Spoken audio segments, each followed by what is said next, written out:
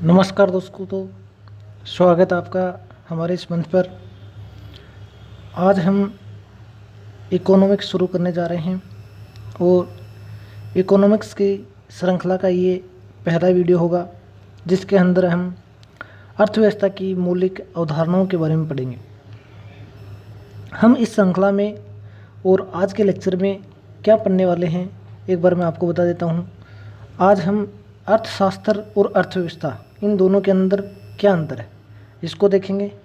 उसके बाद उत्पादन के कारक क्या हैं, अर्थव्यवस्था के क्षेत्र कौन कौन से हैं, अर्थव्यवस्था की अर्थशास्त्र की शाखाएं कौन सी हैं और अर्थव्यवस्था के प्रकार कितने हैं और अर्थव्यवस्था की विशेषता कौन सी हैं, विशेषकर भारतीय अर्थव्यवस्था की विशेषताएं क्या क्या हैं और आय का जो चक्रीय प्रभाव होता है वो देखेंगे।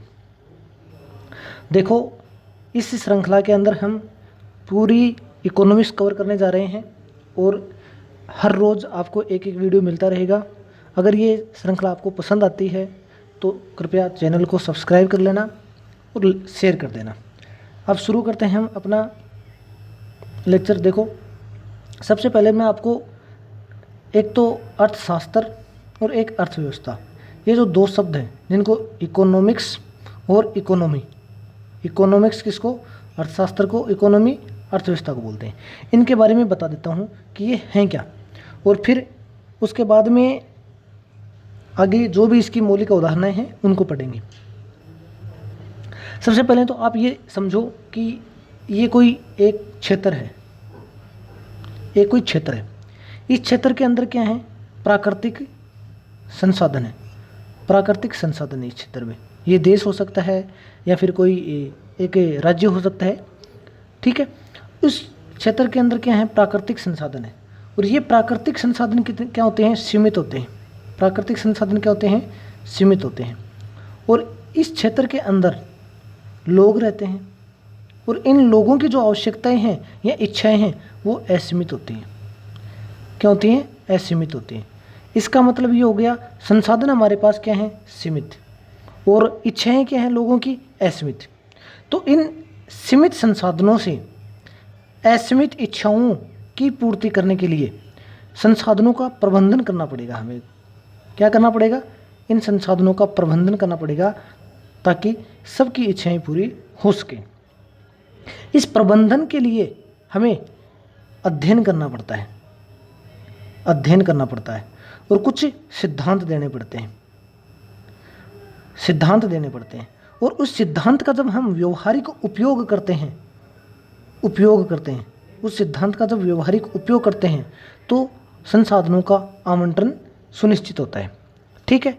इसका मतलब हमारे को या संसाधनों का, सीमित संसाधनों का प्रबंधन करने के लिए दो प्रकार के अध्ययन करने पड़ेंगे, एक तो सैद्धांतिक अध्ययन और एक व्यवहारिक अध्ययन।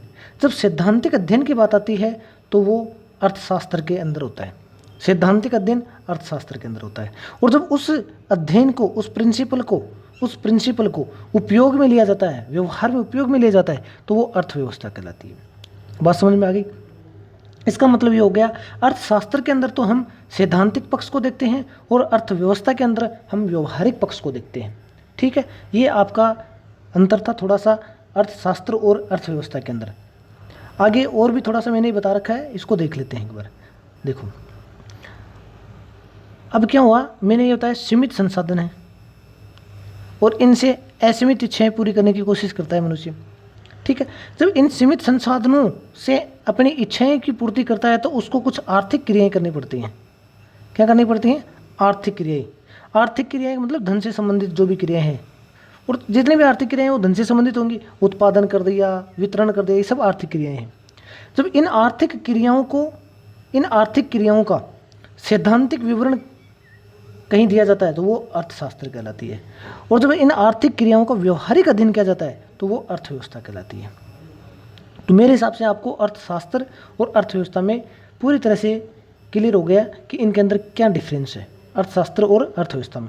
इसका मतलब हम यहाँ अर्थशास्त्र नहीं पढ़ेंगे, अर्थव्यवस्था पढ़ेंगे, अर्थव्यवस्था पढ़ेंगे, क्योंकि किसी क्षेत्र विशेष के अंदर व्यवस्था होती है और ये क्षेत्र विशेष के हिसाब से अलग अलग हो सकती है। हम भारतीय अर्थव्यवस्था पढ़ेंगे, भारतीय अर्थव्यवस्था, भारतीय अर्थव्यवस्था, क्योंकि अर्थव्यवस्था अकेला कोई शब्द होता नहीं है, ये अपूर्ण शब्द होता है। इसके सामने जब किसी देश या क्षेत्र का नाम जुड़ता है तब ये पूर्ण शब्द बनता है। जैसे भारतीय अर्थव्यवस्था होगी, अमेरिकी अर्थव्यवस्था होगी, इस प्रकार से। ठीक है, आगे देखो।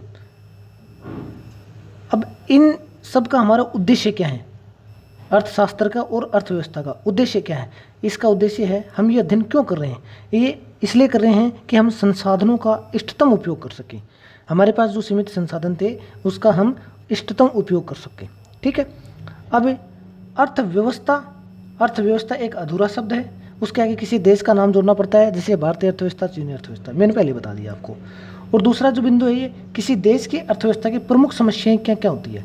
देखो, देश के अंदर, किसी भी देश के अंदर मोस्ट ऑफ ये समस्या होती है कि संसाधनों का अभाव होता है और वहाँ उचित आवंटन की कमी होती है। संसाधनों का अभाव होता है, उचित आवंटन की कमी होती है। बात समझ में आ गई?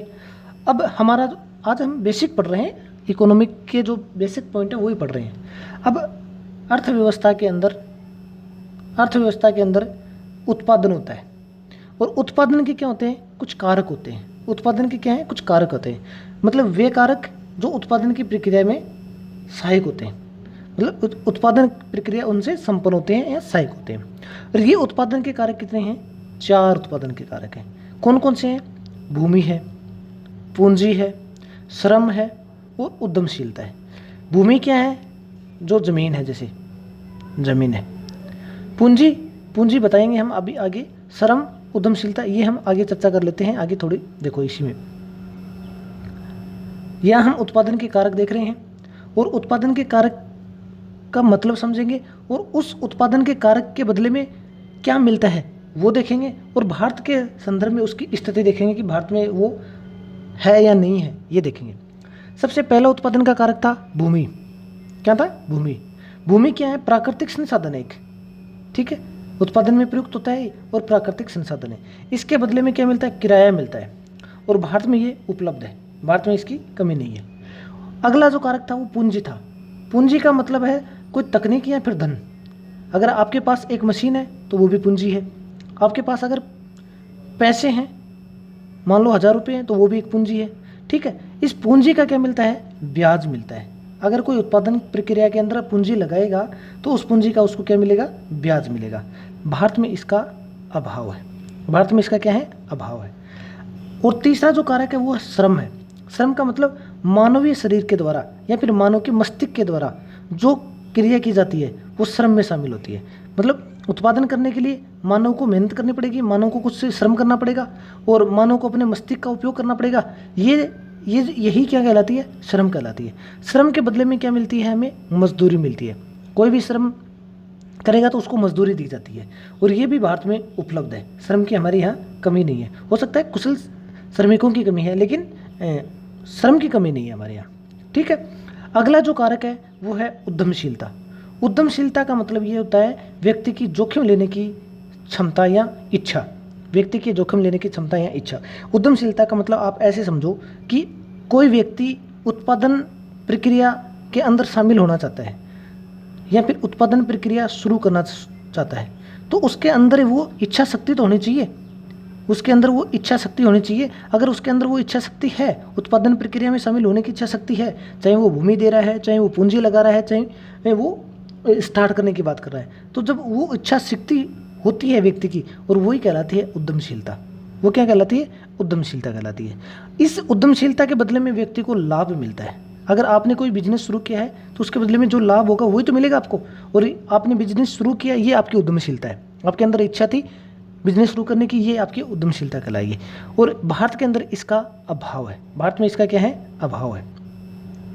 आगे देखो, ये कुछ नोट दे रखे हैं, इसको आप थोड़ा सा देख लेना, मैं बता देता हूँ। वैसे देखो, आर्थिक क्रियाएं कौन कौन सी होती हैं? उत्पादन से संबंधित, उपभोग से संबंधित, वितरण से और विनिमय से संबंधित जो क्रियाएं होती हैं वो सब आर्थिक क्रियाएं कहलाती हैं। ठीक है, उत्पादन का मतलब ये है कि भाई क्या उत्पादित किया जा रहा है, कैसे किया जा रहा है और किसके लिए किया जा रहा है। मानव पूंजी का मतलब है अगर हमने किसी मानव को शिक्षा दे दी, स्वास्थ्य दे दिया अच्छा, और उसका कौशल विकास कर दिया, तो वो मानव पूंजी में बदल जाएगा। अगर कोई मनुष्य है, मानो ये मनुष्य है, जब इसको हमने अच्छी शिक्षा दे दी, इसका स्वास्थ्य अच्छा कर दिया और इसके अंदर कौशल विकसित कर दिया, तो ये अब मानव ना होकर मानव पूंजी बन गया। मानव पूंजी। और किसी देश के अंदर मानव पूंजी जितनी अच्छी है वो देश उतनी ही विकसित होने की संभावना होती है। ठीक है। अगला सामाजिक पूंजी। सामाजिक पूंजी का मतलब है कि समाज के अंदर सामंजस्य और सद्भावना की स्थिति बनी रही। सामाजिक पूंजी का मतलब है किसी समाज के अंदर दंगे, प्रसाद, हिंसा वगैरह ना हो, सामाजिक सद्भावना हो, सामंजस्य हो, तो वो वहाँ के समाज की एक पूंजी है, उसको हम सामाजिक पूंजी कहेंगे। ठीक है। उसके बाद में हमारा अगला जो बिंदु है वो है अर्थव्यवस्था के क्षेत्र। अर्थव्यवस्था के क्षेत्र, अर्थव्यवस्था के क्षेत्र हमने कई आधार पर बांट रखे हैं। कौन कौन से आधार हैं? एक तो आर्थिक क्रियाओं के आधार पे, आर्थिक क्रियाओं के आधार पर अर्थव्यवस्था के क्षेत्र कितने हैं, और कार्य के आधार पर कितने हैं, और स्वामित्व के आधार पर कितने हैं। एक बार एक एक करके देखते हैं। देखो, आर्थिक क्रियाओं के आधार पर अर्थव्यवस्था के 5 क्षेत्र हैं। कितने हैं? 5 क्षेत्र। प्राथमिक क्षेत्र है, द्वितीय क्षेत्र है, तृतीय क्षेत्र है, चतुर्थ और पंचम क्षेत्र है। डिटेल से पढ़ेंगे, कोई दिक्कत नहीं है। कार्य के आधार पर अर्थव्यवस्था के 2 क्षेत्र हैं, संगठित और असंगठित। और स्वामित्व के आधार पर भी अर्थव्यवस्था के 2 क्षेत्र हैं, सार्वजनिक क्षेत्र और निजी क्षेत्र। एक एक करके इनको देख लेते हैं। देखो, हमने अभी देखा था ये जो 5 क्षेत्र, ये पंचम क्षेत्र जिसमें आर्थिक क्रियाओं के आधार पर 5 क्षेत्र हैं, उनको एक बार डिटेल से देख लेते हैं। यहाँ देखते हैं जो प्राथमिक क्षेत्र है उसके अंदर क्या शामिल होगा। देखो, प्राथमिक क्षेत्र के अंदर प्राकृतिक संसाधनों का उपयोग करके जो वस्तुओं का निर्माण किया जाता है वो प्राथमिक क्षेत्र में शामिल होगा। जैसे आपने जमीन है, भूमि है, खेती की इसके अंदर, और कोई फसल बोई तो उत्पादन कर दिया ना फसल का, किसी भी अनाज का उत्पादन कर दिया, तो ये प्राकृतिक संसाधनों का उपयोग करके आपने उत्पादन किया है, तो ये प्राथमिक क्षेत्र में आएगा। किस में आएगा? प्राथमिक क्षेत्र में आएगा। इसमें कृषि और सहायक क्षेत्र भी कहते हैं। इस क्षेत्र को क्या कहते हैं? कृषि और सहायक क्षेत्र कह देते हैं। और इस क्षेत्र में जो काम करते हैं, जो व्यक्ति काम करते हैं, उनको रेड कॉलर जॉब वाले श्रमिक कहा जाता है। क्या कहते हैं इसमें? रेड कॉलर जॉब श्रमिक कहते हैं। प्राथमिक क्षेत्र में काम करने वाले व्यक्तियों को रेड कॉलर जॉब के श्रमिक कहा जाता है। ठीक है। भारतीय जीडीपी में इस सबसे कम मतलब 17% का ही योगदान है, लेकिन इसके अंदर सबसे ज़्यादा जनसंख्या काम कर रही है। 55% जनसंख्या इस क्षेत्र में काम कर रही है भारत की। जैसे इसके उदाहरण मैंने बता दिए, कृषि हो गया, मत्स्यन हो गया, खनन हो गया, ये सब क्या है? प्राथमिक क्षेत्र के अंदर शामिल होंगे। द्वितीय क्षेत्र की बात करें तो द्वितीय क्षेत्र के अंदर क्या होता है कि प्राथमिक क्षेत्र से जो कच्चा माल प्राप्त होता है उस कच्चे माल का मूल्यवर्धन किया जाता है। प्राथमिक क्षेत्र से प्राप्त कच्चे माल का मूल्यवर्धन का मतलब आपने प्राथमिक क्षेत्र से माल प्राप्त किया, अनाज। ठीक है, अनाज मतलब गेहूं प्राप्त किया, ये मान लो, और गेहूं से आपने बना दी ब्रेड। क्या बना दी? ब्रेड। तो ये क्या है? ये जो काम किया आपने, कच्चा माल लिया प्राथमिक क्षेत्र का और उसका मूल्यवर्धन कर दिया। इसका मूल्यवर्धन का मतलब ब्रेड बनाई, ब्रेड को बनाने की जो क्षेत्र है वो क्या है? द्वितीय क्षेत्र में शामिल होगी। ये जो प्रक्रिया है ये द्वितीय क्षेत्र में शामिल होगी। ठीक है। इससे औद्योगिक या विनिर्माण क्षेत्र भी कहते हैं। इस क्षेत्र को क्या है? औद्योगिक या विनिर्माण क्षेत्र भी कहते हैं। ठीक है। इसके अंदर 2 प्रकार के श्रमिक हो सकते हैं। कौन से में? द्वितीय क्षेत्र में 2 प्रकार के श्रमिक हो सकते हैं। एक तो कुशल हो सकते हैं और अकुशल हो सकते हैं। जो कुशल श्रमिक हैं उनको व्हाइट कॉलर जॉब के श्रमिक कहेंगे। कुशल श्रमिकों को व्हाइट कॉलर जॉब के श्रमिक कहेंगे, और अकुशल श्रमिक होते हैं उनको ब्लू कॉलर के श्रमिक कहेंगे। ठीक है, ब्लू कॉलर जॉब के श्रमिक कहेंगे। उदाहरण इसके देखें तो इस्पात उद्योग वगैरह आदि इसके उदाहरण हैं, मैंने बता भी दिया वैसे। और तृतीय क्षेत्र की बात करें, तृतीय क्षेत्र में क्या होता है कि सेवा आती है। सेवा क्षेत्र, इसको सेवा क्षेत्र भी बोल देते हैं। तृतीय क्षेत्र में सेवा आती है। जैसे सेवा कैसे? परिवहन, आप ए बिंदु से बी बिंदु तक एक शहर से दूसरे शहर में किसी बस के द्वारा जा रहे हैं, तो ये बस आपको क्या प्रोवाइड कर रही है? सेवा। ये क्या है? आपको सेवा दे रही है। तो ये क्या है? तृतीय क्षेत्र में शामिल हो गए। जैसे परिवहन हो गया, बैंकिंग आ गया। ठीक है, ये प्राथमिक और द्वितीय क्षेत्र को सहायता प्रदान करते हैं। ये तृतीय क्षेत्र क्या है? प्राथमिक और द्वितीय को सहायता प्रदान करता है। इसके अंदर परिवहन हो गया, बैंक हो गया, सॉफ्टवेयर है, होटल आदि, ये सब क्या है? तृतीय क्षेत्र में आएंगे। और भारत की जीडीपी में सर्वाधिक योगदान है इसका। किसका? तृतीय क्षेत्र का सबसे ज़्यादा योगदान है तृतीय क्षेत्र का, 55% के लगभग है। अगला हमारा चतुर्थक क्षेत्र आता है और पंचम क्षेत्र आता है। चतुर्थक में क्या शामिल होगा एक बार देखते हैं। चतुर्थक में इस क्षेत्र के अंतर्गत ज्ञान आधारित उद्योगों को शामिल किया जाता है। ज्ञान आधारित उद्योग, ठीक है, इसमें इस क्षेत्र से संबंधित गतिविधियां अनुसंधान और विकास पर केंद्रित है। मतलब आपके अंदर कोई ज्ञान है तो वो चतुर्थक क्षेत्र में शामिल होगा। जैसे आपने अपने ज्ञान से कुछ सिद्धांत दे दिए, कोई प्रिंसिपल दे दिए, ये क्या है? चतुर्थक श्रेणी में आएंगे।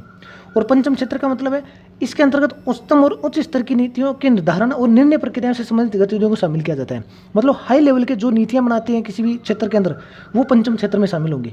इसके अंदर वरिष्ठ व्यावसायिक अधिकारी, अनुसंधान वैज्ञानिक और विधि वित्त परामर्शदाता आदि को शामिल किया जाता है।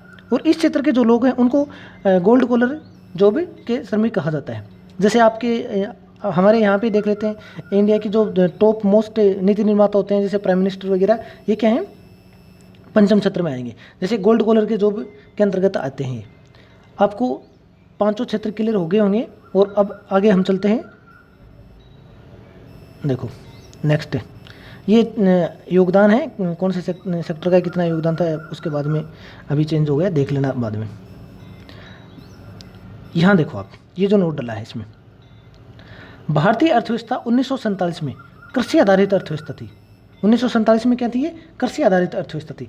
और 1991 के बाद सीधे सेवा क्षेत्र में बदल गई थी। ठीक है, 1947 तक ये कृषि आधारित थी। 1991 में आई आर्थिक मंदी के कारण इसको सेवा क्षेत्र में बदल गई। और इस कारण से ये द्वितीय क्षेत्र है, जो औद्योगिक केंद्र, औद्योगिक क्षेत्र भी कहते हैं, विनिर्माण औद्योगिक क्षेत्र, उसका यहाँ समुचित विकास नहीं हो पाया था। ठीक है, हमारे यहाँ औद्योगिक कमी क्या है, क्योंकि प्राथमिक क्षेत्र से हम सीधे तृतीय क्षेत्र में जम कर गए। बीच में जो दूसरा क्षेत्र था उसका विकास पूरी तरह से हो नहीं पाया था। ठीक है, आगे चलते हैं। कार्य के आधार पे, कार्य के आधार पे अर्थव्यवस्था कितने क्षेत्र हैं, 2 क्षेत्र हैं। कौन कौन से, संगठित क्षेत्र और असंगठित क्षेत्र। संगठित क्षेत्र में रोजगार की शर्तें निश्चित होती हैं, नियमित होती हैं, और कर्मचारियों को सुनिश्चित कार्य और सामाजिक सुरक्षा मिलती है। जैसे आपने सरकारी जॉब प्राप्त कर ली, उसके अंदर रोजगार की शर्तें निश्चित हैं और निश्चित आपको काम करना पड़ेगा। और उस सरकारी जॉब के जो कर्मचारी होते हैं उनको निश्चित और सुनिश्चित कार्य करना है और सामाजिक सुरक्षा मिलती है। जैसे सामाजिक सुरक्षा का मतलब ये, अगर उनके साथ अगर कुछ घटना हो गई तो उनको बीमा वगैरह ऐसे ही प्रावधान होते हैं। और असंगठित क्षेत्र का मतलब है, असंगठित क्षेत्र में स्वनियोजित श्रमिक होते हैं, अपना खुद का ही कोई दुकान खोल के बैठ गए, या फिर किसी दूसरे के घर जाके मजदूरी करने वाले लोग जो एक दिन के लिए चले गए, वहाँ जो मजदूरी की उसका पैसा मिल गया उनको। इस प्रकार के जो श्रमिक होते हैं वो असंगठित क्षेत्र के अंदर आते हैं। ठीक है, तो संगठित और असंगठित आपको समझ में आ गया। और स्वामित्व के आधार पे भी 2 क्षेत्र हैं। स्वामित्व के आधार पे सार्वजनिक क्षेत्र और निजी क्षेत्र।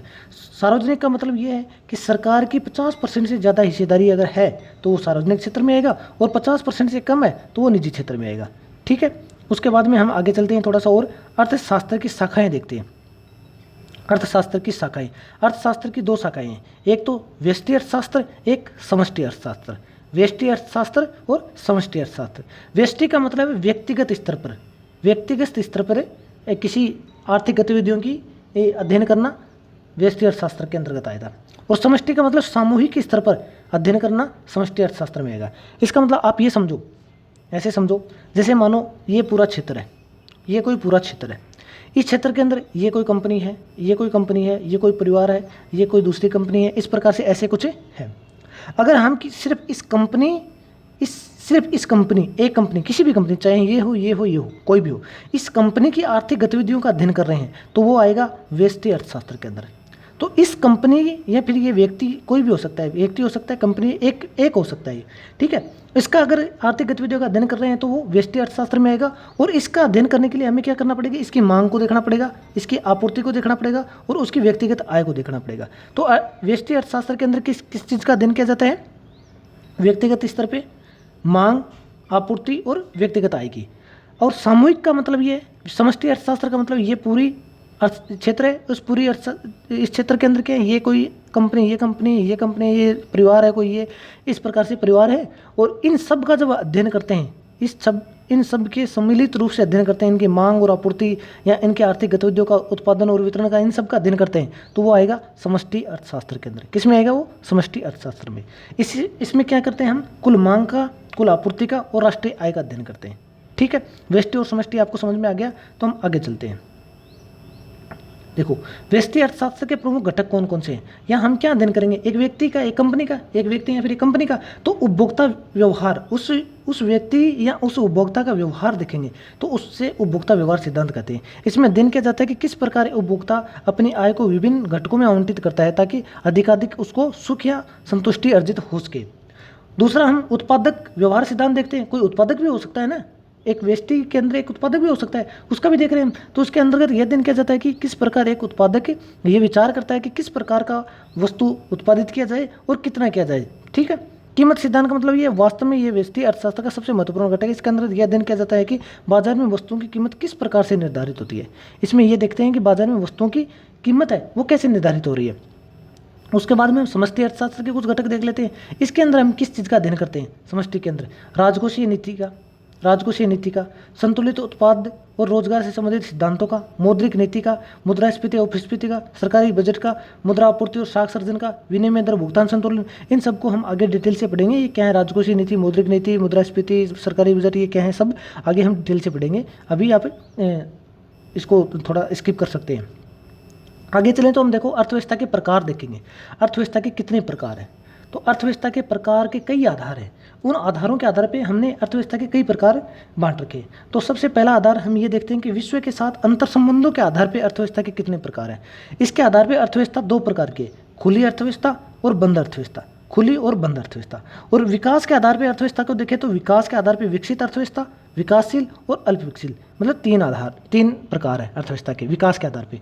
और विश्व बैंक के अनुसार अगर अर्थव्यवस्था के प्रकार देखें तो ये है निम्न आय वाली अर्थव्यवस्था, निम्न मध्यम आय वाली अर्थव्यवस्था, उच्च आय वाली अर्थव्यवस्था और उच्च मध्यम आय वाली अर्थव्यवस्था। ठीक है, ये विश्व बैंक के आधार पे। हम आगे और डिटेल से देखेंगे इनको। देश के समूह के आधार पे देखें तो द्वितीयक, तृतीयक, चतुर्थ है। संसाधनों के स्वामित्व के आधार पे देखें तो पूंजीवादी अर्थव्यवस्था और समाजवादी अर्थव्यवस्था और मिश्रित अर्थव्यवस्था है। ये संसाधनों के स्वामित्व के आधार पर अर्थव्यवस्था के प्रकार हैं। विभिन्न क्षेत्रों की भूमिका के आधार पर देखें तो कृषि, उद्योग और सेवा प्रधान अर्थव्यवस्थाएं होती है। नियोजन के आधार पर देखें तो योजनाबद्ध और गैर योजनाबद्ध दो प्रकार की अर्थव्यवस्था होती है। एक एक करके और इनको डिटेल से देख लेते हैं। सबसे पहले हम शेष विश्व के साथ अंतर संबंधों के आधार पर अर्थव्यवस्था को देखते हैं। शेष विश्व के साथ जो अंतर संबंध है उनके आधार पर अर्थव्यवस्था के हमने दो प्रकार देखे हैं। कौन कौन सी, खुली अर्थव्यवस्था और एक बंद अर्थव्यवस्था। खुली अर्थव्यवस्था का मतलब है यहाँ किसी भी, जैसे मान लो ये एक अर्थव्यवस्था है और एक अर्थव्यवस्था ये है पूरे विश्व में, एक ये है, एक ये, ऐसे कई अर्थव्यवस्थाएं पूरे विश्व में। इस अर्थव्यवस्था की बात करें तो इस अर्थव्यवस्था के अंदर इन बाकी अर्थव्यवस्थाओं से कोई भी सामान ना तो आएगा और ना ही इससे यहाँ जाएगा। इसका मतलब आयात और निर्यात शून्य होता है, आयात निर्यात शून्य होता है यहाँ पे। ठीक है, सॉरी मैं यही बंद के बता रहा हूँ, खुली अर्थव्यवस्था की बात कर रहे हैं हम। खुली का मतलब इसके साथ इनके संबंध है, यहाँ आयात होगा निर्यात होगा, आयात होगा निर्यात भी होगा। ठीक है, और बंद अर्थव्यवस्था में इस अर्थव्यवस्था का इनके साथ कोई संबंध नहीं होगा, ना तो आयात करेंगे ना निर्यात करेंगे। ठीक है, और खुली अर्थव्यवस्था में आयात निर्यात होता है, बंद अर्थव्यवस्था के अंदर आयात निर्यात नहीं होगा। ये उदारवाद, वैश्वीकरण और प्रतिस्पर्धा की नीति है। खुली अर्थव्यवस्था क्या है, उदारवादी है, वैश्वीकरण और प्रतिस्पर्धा की नीति है। क्योंकि देखो ये अर्थव्यवस्था है, ये अर्थव्यवस्था है, ये अर्थव्यवस्था, ये ऐसे विश्व की कई अर्थव्यवस्थाएं हैं। इनके अंदर उदारवादी भावना आई तभी तो इन्होंने एक देश से दूसरे देश के साथ व्यापार वगैरह करने शुरू कर दिए, एक देश से दूसरे देश के उद्योगों को यहाँ एक दूसरे में स्थापित होने की अनुमति दे दी। और वैश्वीकरण मतलब पूरा विश्व एक होने लग गया, तभी तो खुली अर्थव्यवस्था संभव हो पाई। प्रतिस्पर्धा भी होने लग गई आपस में, इसलिए खुली अर्थव्यवस्था का प्रचलन ज़्यादा है। और ये संरक्षणवादी नीति अपनाती है। संरक्षणवादी नीति का मतलब ये होता है कि ये अर्थव्यवस्था अगर इसके पास पर्याप्त मात्रा में संसाधन है तो ये चाहती है कि इन सभी संसाधनों के ऊपर सिर्फ इसी का अधिकार रहे, ये किसी दूसरे को अपने संसाधन नहीं देना चाहते, इसलिए ये संरक्षणवादी नीति अपनाते हैं। ठीक है, आगे इसके उदाहरण देखें अगर खुली अर्थव्यवस्था के, तो ये सभी देश हैं, लगभग सभी देश हैं। और ये एक आदर्श स्थिति है क्योंकि इस स्थिति में कोई किसी देश के पास सभी संसाधन हो नहीं सकते। ये आदर्श है क्योंकि ऐसी कोई बंद अर्थव्यवस्था हो नहीं सकती, क्योंकि कोई ऐसे देश या कोई ऐसी अर्थव्यवस्था हो नहीं सकती जिसके पास संसाधन पर्याप्त मात्रा में हो, किसी दूसरे से लेने ना पड़े। तो ये एक आदर्श स्थिति है। भारत का 1991 से इस खुली अर्थव्यवस्था की तरफ झुकाव बढ़ा है। ठीक है, इससे पहले हम खुली अर्थव्यवस्था तो थे लेकिन इतना नहीं थे, और आज हम मिश्रित में ऐसा मिले। ठीक है, और खुली हमारी। उसके बाद में हम देखेंगे आगे संसाधनों के स्वामित्व या उत्पादन के आधार पर, इसमें मतलब सरकार की भूमिका के आधार पर अर्थव्यवस्था के कितने प्रकार हैं। तो इसके अंदर 3 प्रकार हैं। अर्थव्यवस्था के कितने प्रकार हैं, 3 प्रकार हैं। कौन कौन से हैं 3 प्रकार, एक बार देख लेते हैं। देखो, पूंजीवादी का मतलब है हस्तक्षेप की नीति है, हस्तक्षेप होता है। यहाँ बाजार शक्तियाँ, मांग और आपूर्ति के आधार पर इनका निर्धारण होता है। मतलब बाजार शक्तियाँ काम करती हैं और निजी स्वामित्व होता है। सरकार कोई हस्तक्षेप नहीं करती। समाजवादी में क्या होता है, सरकार हस्तक्षेप करती है, सरकार का हस्तक्षेप बहुत होता है और वो सरकार का स्वामित्व होता है। मिश्रित में सरकार कुछ आवश्यक क्षेत्रों में हस्तक्षेप करेगी, बाकी निजी क्षेत्र भी इसके अंदर रहेगा। ठीक है, जैसे अमेरिका है, कनाडा है, ये क्या है, पूंजीवाद है। और समाजवादी की बात करें तो क्यूबा है, उत्तर कोरिया है। इसे राज्य आधारित अर्थव्यवस्था भी कहा जाता है समाजवाद को। और भारत और स्वीडन ये क्या है, मिश्रित अर्थव्यवस्था के उदाहरण है। ठीक है, भारतीय अर्थव्यवस्था है, जैसे स्वीडन की है, फ्रांस के, ये मिश्रित अर्थव्यवस्था के उदाहरण होते हैं। आगे चलते हैं, थोड़ा आगे वाला जो पॉइंट है पूंजीवाद अर्थव्यवस्था, इसको थोड़ा डिटेल में देखते हैं। पूंजीवाद का मतलब क्या है, देखो पूंजीवाद की ये जो धारणा है इसको प्रस्तुत करने वाले थे स्टॉकलैंड के अर्थशास्त्री एडम स्मिथ। उन्होंने एक पुस्तक लिखी थी द वेल्थ ऑफ नेशन, और इन्हीं को, एडम स्मिथ को, अर्थव्यवस्था का जनक भी कहा जाता है। और इन्होंने अहस्तक्षेप का सिद्धांत दिया था। इस पुस्तक में क्या दिया था, अहस्तक्षेप का सिद्धांत दिया था। इन्होंने ये कहा था कि भाई अर्थव्यवस्था के अंदर सरकार को हस्तक्षेप नहीं करना चाहिए, उसको अपने हिसाब से बाजार की मांग के अनुसार, बाजार के आधार पर काम करना चाहिए ताकि वो ज़्यादा विकसित हो सके। पूंजीवादी अर्थव्यवस्था में स्वामित्व निजी क्षेत्र के पास होता है। ठीक है, बाजार शक्तियाँ मांग और पूर्ति, अर्थव्यवस्था या आर्थिक क्रियाएं उत्पादन, उपभोग, वितरण नियम को संचालित करती हैं। ठीक है, मतलब कि किसी अर्थव्यवस्था के अंदर उत्पादन कितना होगा, उपभोग कितना होगा, वितरण विनिमय कैसे होगा, ये मांग और पूर्ति के ऊपर निर्भर करेगा, नहीं कि सरकार के ऊपर। समाजवादी में क्या होता है, सरकार जितना चाहेगी उतना उत्पादन होगा। ठीक है, और पूंजीवादी में क्या होता है, जितनी मांग है, जितनी वहाँ की जनता की मांग है उसके हिसाब से पूर्ति भी हो जाएगी। इसका उदाहरण मैंने बता दिया, अमेरिका, ब्रिटेन आदि है। ठीक है, और ये देखो यहाँ विशेष पॉइंट डाला हुआ है, प्रतिस्पर्धा उद्देश्य क्या है, अधिकतम लाभ होता है, आर्थिक स्वतंत्रता होती है, उपभोक्ता के पास विकल्प होते हैं, आर्थिक असमानताएं होती है। इस पूंजीवाद अर्थव्यवस्था की विशेषताएं क्या होंगी, प्रतिस्पर्धा होती है, एक दूसरे से प्रतिस्पर्धा करने की कोशिश करते हैं उत्पादन करने वाले लोग, और इसका उद्देश्य क्या होता है, अधिकतम लाभ प्राप्त करना, आर्थिक स्वतंत्रता होती है, लोगों को किसी प्रकार की उत्पादन प्रक्रिया में शामिल हो सकते हैं, उपभोक्ता के पास विकल्प होते हैं, वो किसी भी उत्पाद को खरीद सकता है, और आर्थिक असमानताएं होंगी क्योंकि एक व्यक्ति के पास अधिक धन हो जाएगा और एक व्यक्ति के पास अधिक संसाधनों पर नियंत्रण हो जाएगा, दूसरे वंचित रह जाता है इसमें। तो इसका ये थोड़ा नकारात्मक प्रभाव भी है। समाजवादी अर्थव्यवस्था की बात करें तो समाजवादी अर्थव्यवस्था को प्रस्तुत करता कौन है, जर्मन के दार्शनिक हैं कार्ल मार्क्स। कौन है, कार्ल मार्क्स। इन्होंने पुस्तक लिखी थी दास कैपिटल, और इसका सबसे पहले प्रयोग सोवियत संघ ने किया था और चीन ने किया था। ठीक है, इस अर्थव्यवस्था के अंदर उत्पादन के साधनों पर सरकार का स्वामित्व होता है। किसका, सरकार का स्वामित्व होता है। सरकार अर्थव्यवस्था या आर्थिक क्रियाएं जैसे उत्पादन, उपभोग, वितरण और विनिमय को संचालित करती है। इसका उदाहरण देखें तो सोवियत संघ है, चीन है, वियतनाम है, क्यूबा है, उत्तर कोरिया है। ये समाजवादी अर्थव्यवस्था के उदाहरण है। अगर इसकी विशेषताएं देखें तो ये जन कल्याण के लिए है, बाजार प्रतिस्पर्धा का अभाव होता है इसमें, केंद्रीय आर्थिक नियोजन होता है यहाँ पे, केंद्र के द्वारा मतलब एक सरकार के द्वारा आर्थिक नियोजन किया जाता है, बाजार कीमत के स्थान पर प्रशासकीय कीमतें होती हैं, सरकार निश्चित करेगी कीमतें कितनी होंगी, और आर्थिक समानताएं होती हैं, यहाँ पे आर्थिक समानताएं होती हैं। ठीक है, आगे वाले चलते हैं, मिश्रित अर्थव्यवस्था।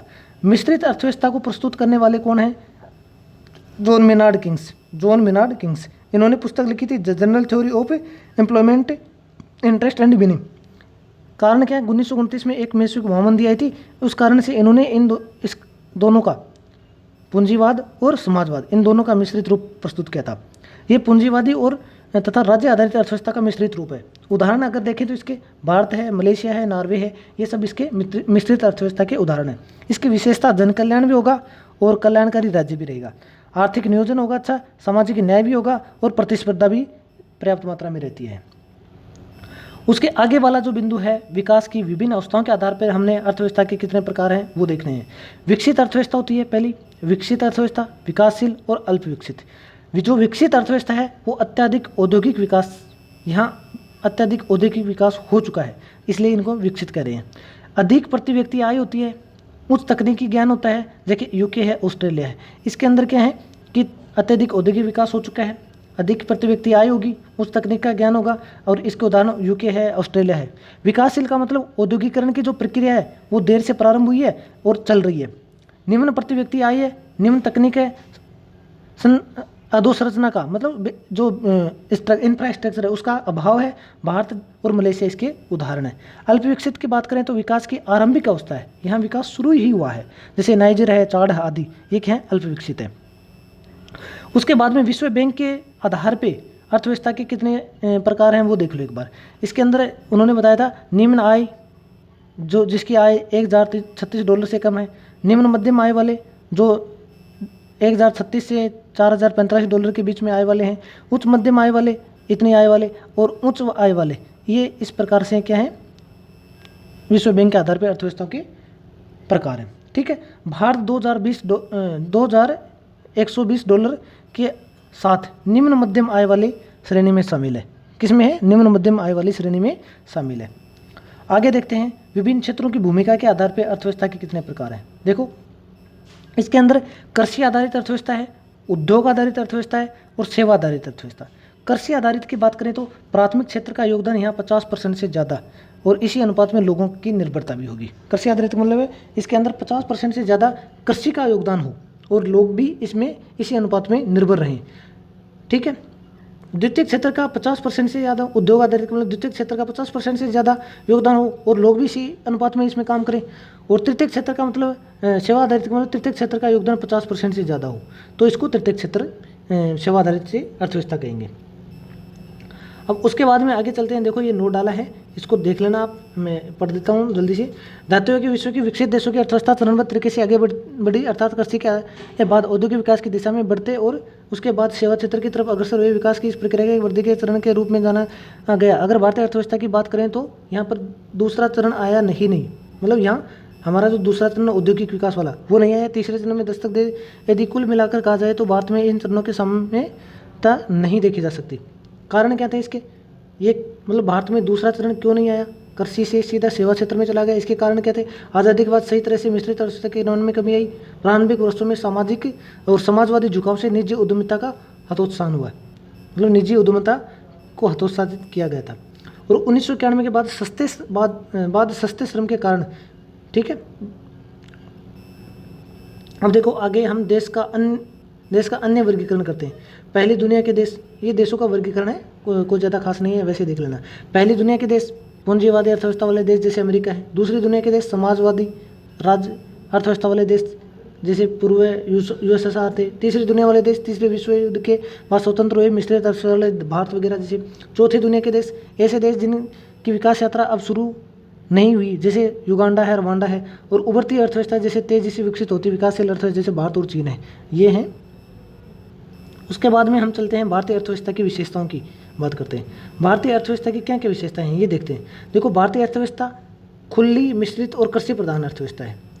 यहाँ निम्न प्रति व्यक्ति आय है $2120 है। कृषि आधारित अर्थव्यवस्था, कृषि में जनसंख्या का लगभग 50% है इससे संलग्न, और मात्र योगदान इसका 17% है। बेरोजगारी अधिक है। निम्न स्तरीय मानव पूंजी है। एज डे रिपोर्ट के अनुसार भारत का स्थान 131वां है, 2020 में रहा है। और गरीबी अधिक है, लगभग 65% युवा की आबादी है यहाँ पे। पूंजी, तकनीक और उद्यमशीलता का यहाँ अभाव है। आर्थिक असमानताएं अधिक है। ऑक्सफैम की रिपोर्ट के अनुसार अगर देखें तो 10% भारतीय 77.4% संपत्ति के मालिक है। साक्षरता की यहाँ कमी है। जनसंख्या का भारी दबाव है। योजनाओं पर व्यय होता है। रूढ़िवादी और परंपरावादी समाज है। विकास के लिए योजना बनाना मुश्किल है। मिश्रित अर्थव्यवस्था है। औद्योगिक पिछड़ापन है। आयात पर निर्भरता अधिक है। ये भारतीय अर्थव्यवस्था की कुछ विशेषताएं हैं। अब हम आय का चक्रीय प्रवाह देखते हैं। आय का चक्रीय प्रवाह का मतलब क्या है ये देखो आय के चक्रीय प्रवाह से आशय किसी अर्थव्यवस्था में उत्पादन, आय तथा व्यय के प्रवाह की चक्रीयता से है। इसका मतलब ये हो गया कि अगर किसी अर्थव्यवस्था के अंदर उत्पादन, ये अर्थव्यवस्था है, इसके अंदर क्या हो रहा है, उत्पादन हो रहा है, ठीक है। उत्पादन के बाद में उत्पादन के ऊपर व्यय होगा, व्यय से फिर आय आएगी, आय से फिर उत्पादन, निवेश वगैरह होगा। तो ये एक चक्रीय प्रवाह है। क्या है, आय का चक्रीय प्रवाह है। इस प्रकार से चलता रहता है, समझ गए। इसको हम आय का चक्रीय प्रवाह बोलते हैं। उत्पादन होगा, उत्पादन के ऊपर व्यय किया जाएगा, व्यय से फिर आय होगी लोगों की, और फिर उससे फिर दोबारा उत्पादन होगा। अगर नहीं समझ में आया तो मैं इसको ऐसे समझाता हूँ। जैसे मान लो ये कोई एक फैक्ट्री है, इसके अंदर किसी वस्तु का उत्पादन हुआ, तो उस वस्तु के उत्पादन के अंदर उत्पाद के ऊपर कोई लोग क्या करेंगे, खर्च करेंगे। उसका उपभोग करेंगे तो खर्च होगा, उस खर्च से इस फैक्ट्री के मालिक को आय मिलेगी, आय से फिर ये दोबारा निवेश करेगा, दोबारा उत्पादन होगा और ये ऐसे एक चक्र बन जाएगा। इसको बोलते हैं आय का चक्रीय प्रवाह। आगे चलते हैं थोड़ा सा, देखो आय का चक्रीय प्रवाह और वित्तीय संस्था का द्विचक्रीय प्रवाह। देखो ये कोई ज़्यादा इंपॉर्टेंट नहीं है, आप देखो वैसे ही बता देता हूँ। वित्तीय संस्था, ये है वित्तीय संस्थान। वित्तीय संस्थान जैसे बैंक वगैरह है ये, तो ये क्या करते हैं, बचत, ऋण, ये जैसे ये कोई फर्म है, इसको ऐसे समझना है आपको, एक मिनट,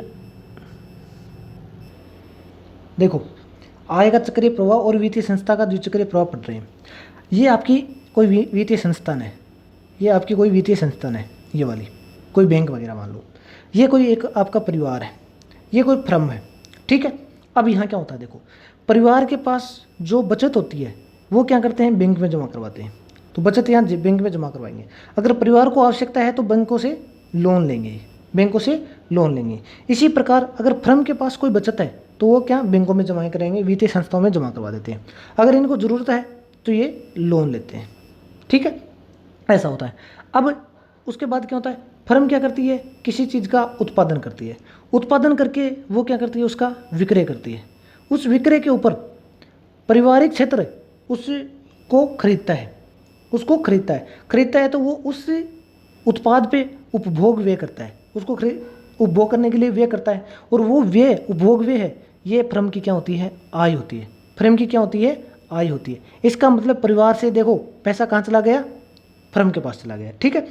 और जब फर्म किसी चीज़ का उत्पादन करती है तो उसको श्रम की आवश्यकता होती है, क्या होती है, श्रम की आवश्यकता होती है। और जब श्रम की आवश्यकता होती है तो वो क्या करते हैं, श्रमों को फर्म क्या करती है, श्रम के लिए क्या करती है, पैसा देती है, उनको उनका वेतन देती है। और वेतन क्या है, पारिवारिक क्षेत्र की आय हो जाती है। क्या हो जाती है, पारिवारिक क्षेत्र की आय हो जाती है। और यहाँ ये क्षेत्र क्या कर सकते हैं, निवेश भी कर सकते हैं। ये क्षेत्र यहाँ क्या करते हैं, निवेश। इसका मतलब यहाँ से फर्म पैसा दे रही है किसको, परिवार को, और परिवार निवेश करके फर्म को पैसा दे रहा है, क्योंकि परिवार क्षेत्र क्या करता है, फर्म में निवेश भी तो करता है। ये आपका क्या है, चक्र है। और आगे हम चलते हैं थोड़ा सा, देखो आय का त्रिचक्रीय प्रवाह, आय का त्रिचक्रीय प्रवाह देख लेते हैं। यहाँ पे आय का त्रिचक्रीय प्रवाह का मतलब एक बार देख लेते हैं कैसे आएगा त्रिचक्रीय प्रवाह। देखो त्रिचक्रीय प्रवाह के अंदर ये द्विचक्रीय तो आपने देख लिया, जिसके अंदर फर्म शामिल है, एक मिनट, फर्म शामिल है, क्या बात हो रही है, हाँ ठीक है, फर्म शामिल होती है, परिवार शामिल होता है और वित्तीय संस्था होती है। इसके साथ ही यहाँ गवर्नमेंट भी शामिल हो जाती है, गवर्नमेंट भी शामिल होती है। ये अपना काम उसी प्रकार कर रहे हैं, ये विक्रय कर रहे हैं तो उपभोग व्यय करेंगे, ये आय आएगी श्रम के आधार पे। और सरकार यहाँ इन दोनों को क्या करती है, सब्सिडीज़ के माध्यम से आय का वितरण करती है, ठीक है। ये त्रिचक्रीय प्रवाह में शामिल हो जाएगा। उसके बाद में हम आगे चलते हैं, महत्व की बात करते हैं। इनका महत्व क्या है, संसाधनों की गतिशीलता को दर्शाता है। ये संसाधनों की गतिशीलता को दर्शाता है, कैसे, देखो फर्म उत्पादन किया, रोजगार दिया और उससे आय आई, किसको आय आई, तो फिर वृद्धि होती है, उस अर्थव्यवस्था की वृद्धि होती है। जब वृद्धि हुई तो मांग बढ़ी, उपभोग बढ़ा, और किसका बढ़ा, पारिवारिक क्षेत्र का, मांग बढ़ी, उपभोग बढ़ी। और ये फिर बैंकों के पास क्या करते हैं, ऋण लेते हैं, बैंकों के पास ऋण लेते हैं। इस प्रकार से ये चक्र एक चलता रहता है, ठीक है।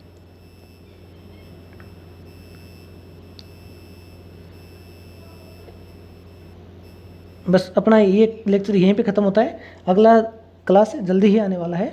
अगर आपको ये लेक्चर समझ में आ रहा है, पसंद आ रहा है, तो कृपया चैनल को लाइक और सब्सक्राइब कर देना, शेयर कर देना और कमेंट करके बता देना।